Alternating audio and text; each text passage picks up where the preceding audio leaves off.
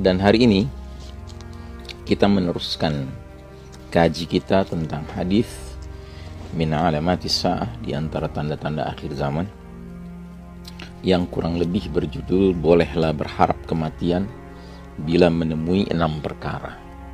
Dan kita sekarang akan meneropong perkara yang ketiga. Perkara yang pertama adalah imratas sufaha, penguasa yang bodoh. Yang kedua, kathratas syurati, banyaknya antek-antek penguasa atau polisi. Dan yang ketiga, wabai al-hukmi, jual beli hukum atau jual beli kasus-kasus hukum. Saudaraku rahimakumullah, menegakkan hukum ada 2 isu besar yang perlu kita bicarakan. Yang pertama adalah isu hukum apa yang diberlakukan, yang ditegakkan, yang diterapkan. Sesudah itu kita berbicara tentang bagaimana pelaksanaannya.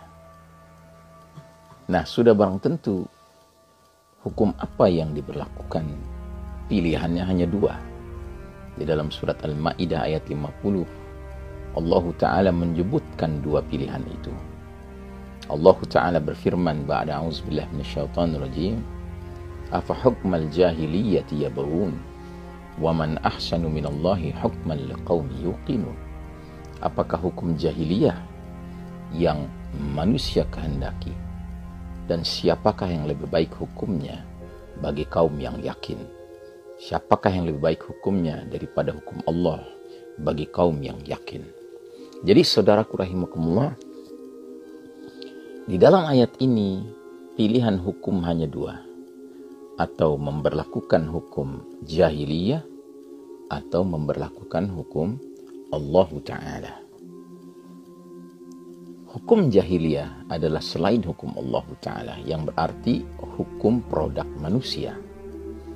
Sementara dalam surat Al-Ahzab, setelah Allah membeberkan bahwa amanah ketaatan ibadah ini ditawarkan kepada langit, kepada gunung, kepada bumi, semua menolak, fahamalahal insan, kemudian manusia memikulnya, siap untuk taat, siap untuk ibadah.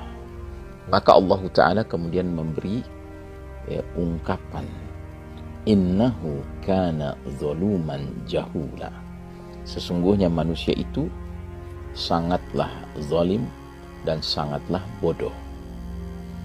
Nah, jadi kalau kita bicara hukum jahiliyah, hukum pikiran manusia, kurang lebih ini bermakna hukum yang mengandung kezaliman dan mengandung kebodohan. Karena manusia itu jika tidak berpegang kepada petunjuk Allah Ta'ala, dia akan cenderung zalim. Jika dia tidak bergantung kepada ilmu yang bersumber dari petunjuk dari Allah Ta'ala, dari Rasulullah SAW, dia akan menjadi bodoh, akan menjadi jahil. Ya. Karenanya hukum manusia itu disebut hukum jahiliyah. Sementara hukum yang mengandung keadilan, lawannya kezaliman.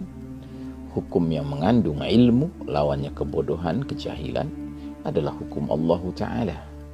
Karena Allah Ta'ala adalah yang maha adil dan maha tahu, maha berilmu.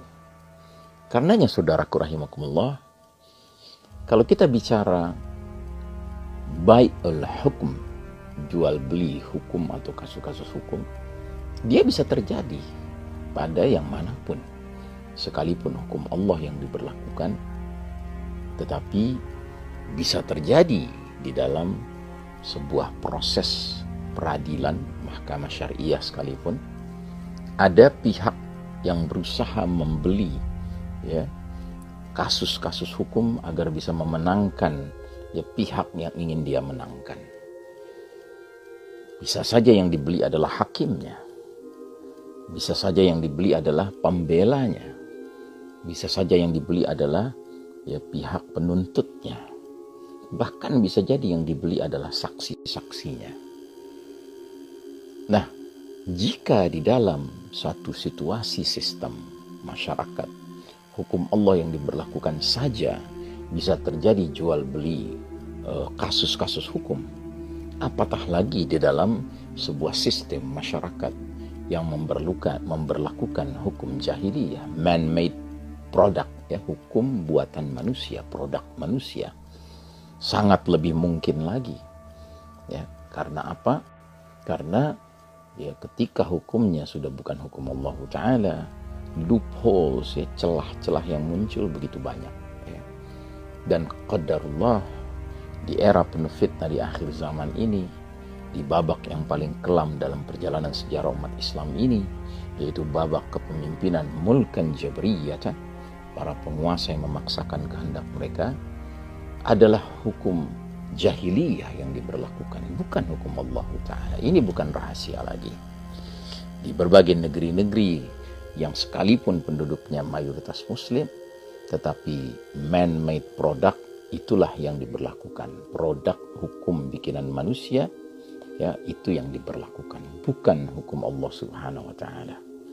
Sehingga potensi terjadinya jual beli hukum itu, kasus-kasus hukum itu sangat besar peluangnya. Dan karenanya kita mendengar begitu banyak hal-hal yang menyayat hati kita sebagai umat hari ini ketika kita menyaksikan parade penerapan hukum, ya, apatah lagi hukumnya hukum manusia, hukum jahiliyah, bukan hukum Allah Ta'ala, yang begitu diskriminatif, yang begitu tidak menunjukkan objektivitas penerapan upaya-upaya keadilan, ya. Dan memang keadilan susah ditemukan di dalam hukum yang bukan hukum Allah Ta'ala. Tapi lebih rumit lagi permasalahannya ketika sudahlah bukan hukum yang bersumber dari yang maha adil, yang maha berilmu, Allah Ta'ala, yang diberlakukan, tetapi hukum yang penuh kezaliman, penuh kebodohan yang diberlakukan. Kemudian juga celah-celah terjadinya jual beli kasus itu begitu banyak. Makanya kita menyaksikan hari-hari ini begitu banyak kasus yang sesungguhnya tidak masuk akal, keputusan-keputusan yang kita dengar di tengah masyarakat terjadi, ya. Nah, maka saudaraku rahimakumullah, ini pun sudah hadir sekarang ini. Jadi dari 6 perkara, 6 kondisi yang Nabi sebutkan sehingga menyebabkan dibenarkannya seseorang itu berharap segera datangnya kematian, sudah 3 yang hadir. Ya, kita ulangi kembali. Imratus sufaha, pemerintahan yang dipegang oleh penguasa yang bodoh. Yang kedua, kathratus syurat, banyaknya antek-antek penguasa, polisi. Dan yang ketiga, bai'ul hukmi, jual beli kasus-kasus hukum. Mudah-mudahan Allah Ta'ala melindungi kita, keimanan kita, keislaman kita, ibadah kita, ketakwaan kita di zaman penuh fitnah ini. Wassallallahu ala nabiyyina Muhammadin wa ala alihi wa ashabihi ajma'in. Wassalamualaikum warahmatullahi wabarakatuh.